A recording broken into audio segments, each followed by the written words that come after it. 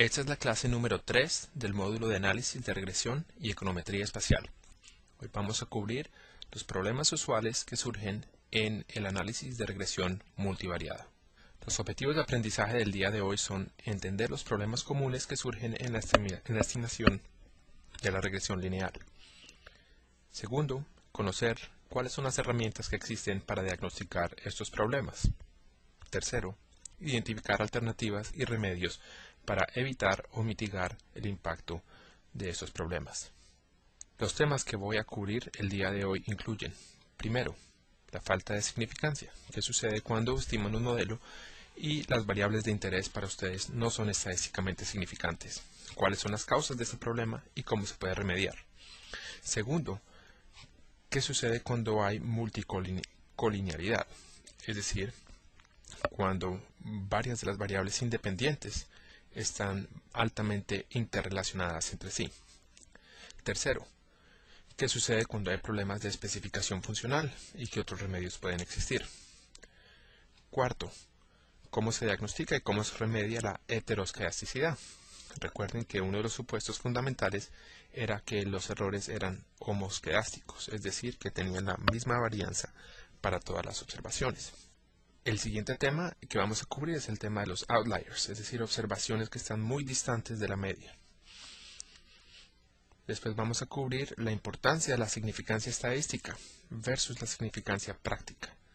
Es un tema importante porque en algunos casos nos enfocamos demasiado en la significancia estadística, sin tener en cuenta que la significancia práctica también es relevante. Y finalmente nos vamos a enfocar en unas guías que les voy a proveer sobre la construcción del modelo. Y la presentación que hago aquí ¿es la teoría o es el azar? Vamos a ver qué es y voy a presentar algunas guías para que ustedes puedan seguir cuando están construyendo su modelo. El problema fundamental que vamos a encontrar como analistas muy frecuentemente en nuestros estudios es que nuestro parámetro de interés no es estadísticamente significante.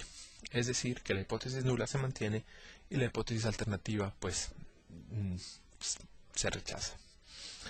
En términos estadísticos, lo que está sucediendo es que el error es bastante grande y no podemos hacer buenas inferencias.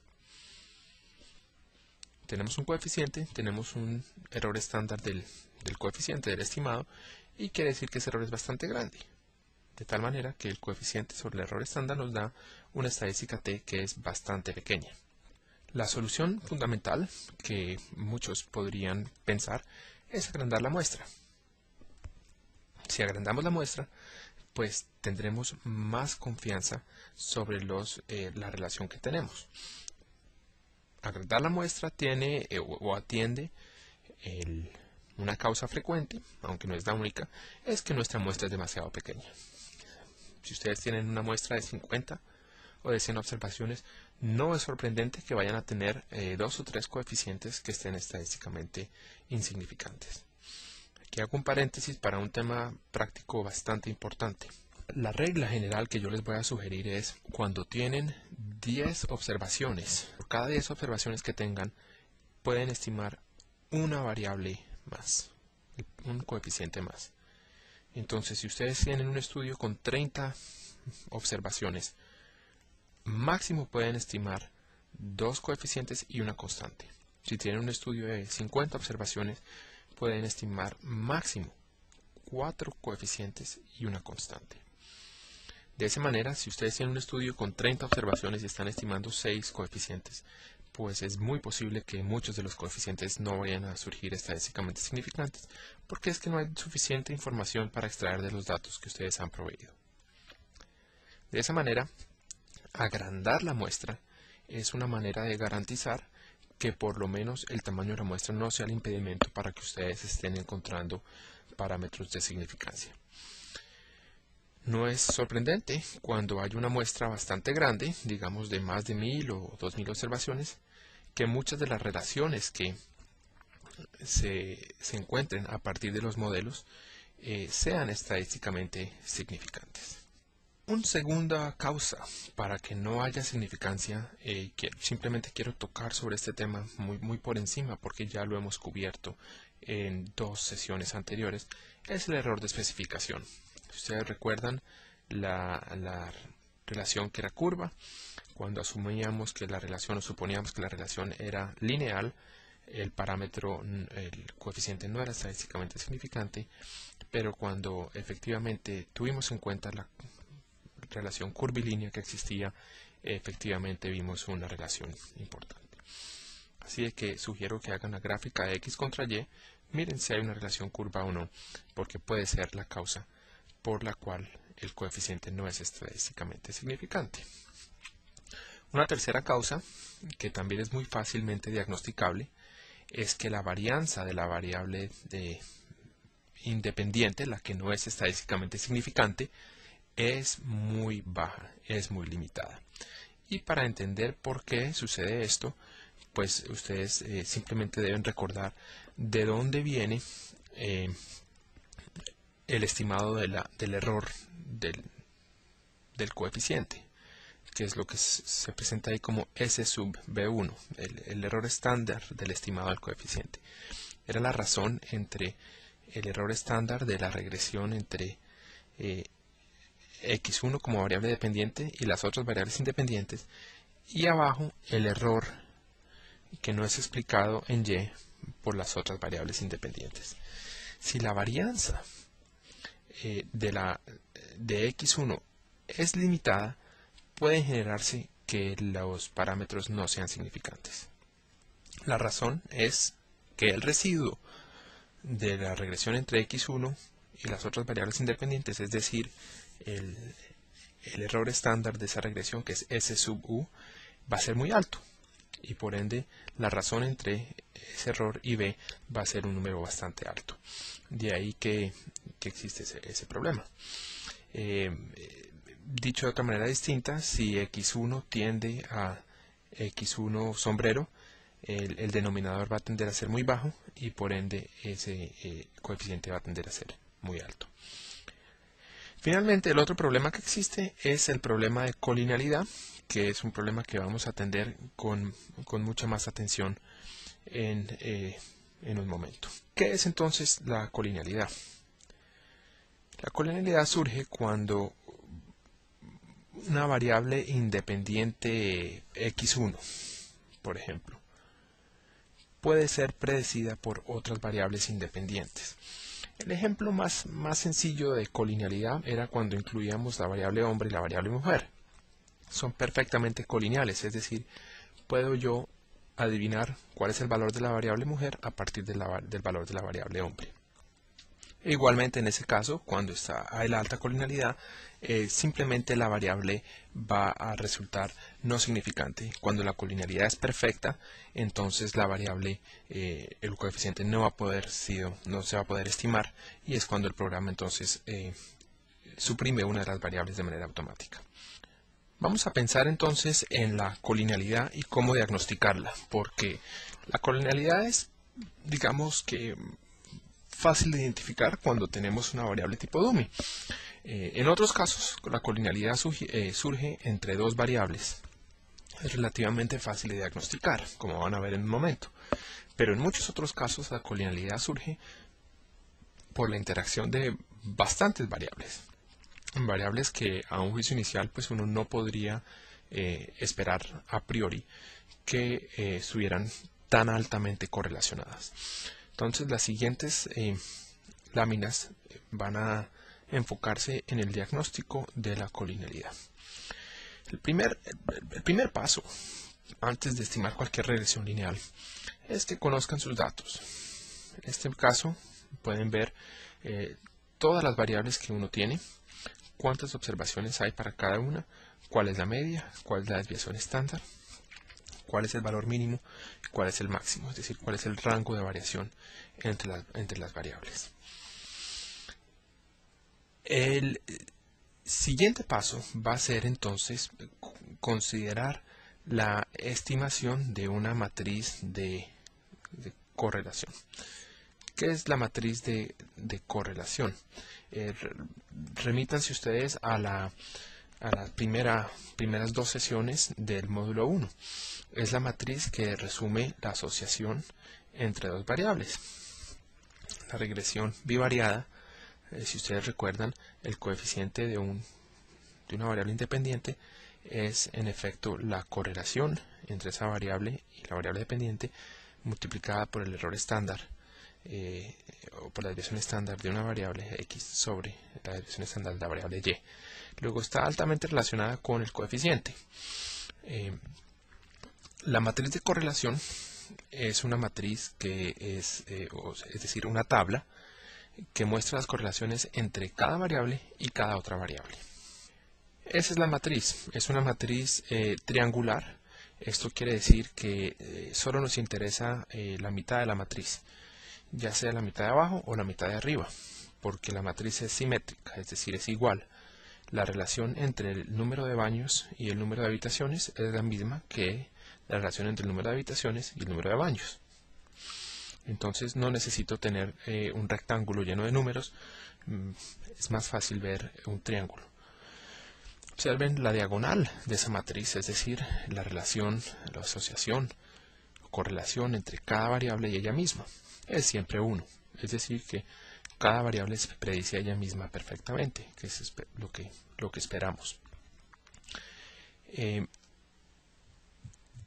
Al ver el coeficiente de correlación, ven efectivamente si cada par de variables, estas son las variables independientes, si cada par de variables está correlacionada o no.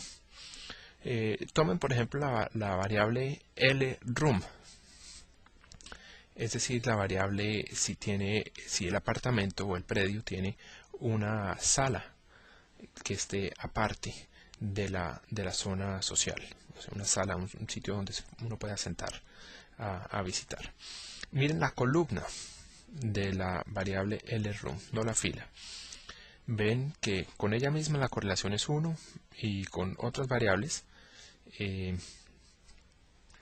la correlación es relativamente baja, 0.01, 0.03, 0.18, menos 0.15.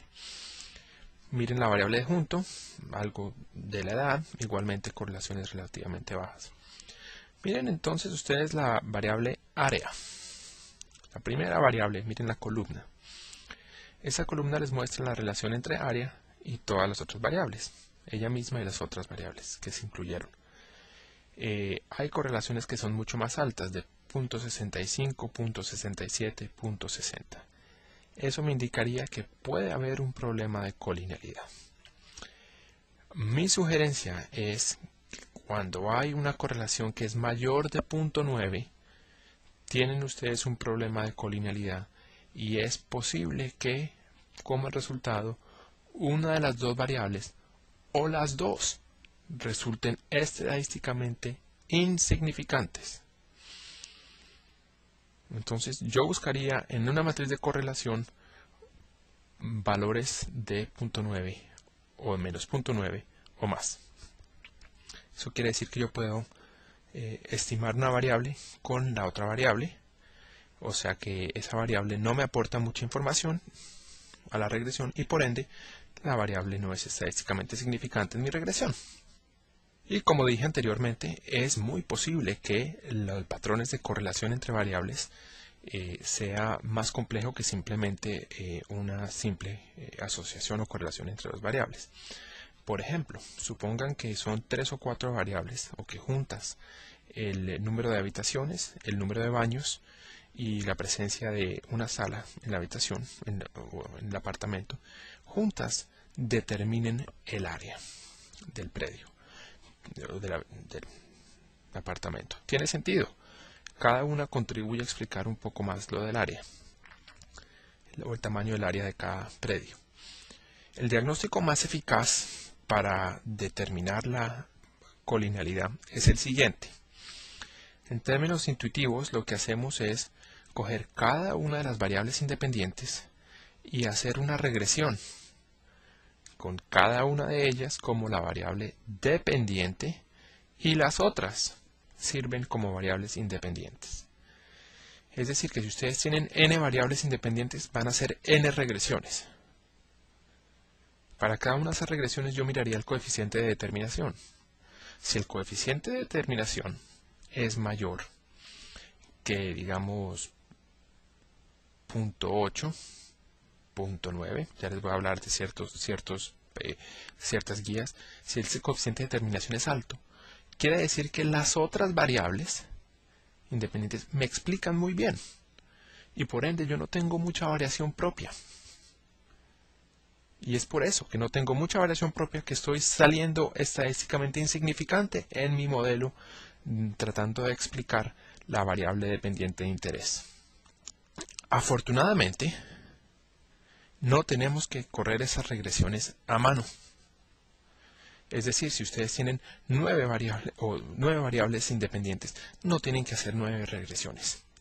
En los comandos, en los paquetes estadísticos existen atajos que con un comando automáticamente el programa corre todas las regresiones y les entrega a ustedes el diagnóstico que necesitan. Si ustedes están utilizando Excel, desafortunadamente sí les tocaría hacer esas nueve regresiones a mano para poder determinar el grado de colinealidad. Para presentarles a ustedes entonces algunas guías de cuándo es adecuado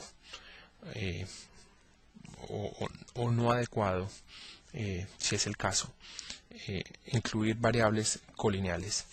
Piensen ustedes en una definición que ha empezado a volverse más común en la última década.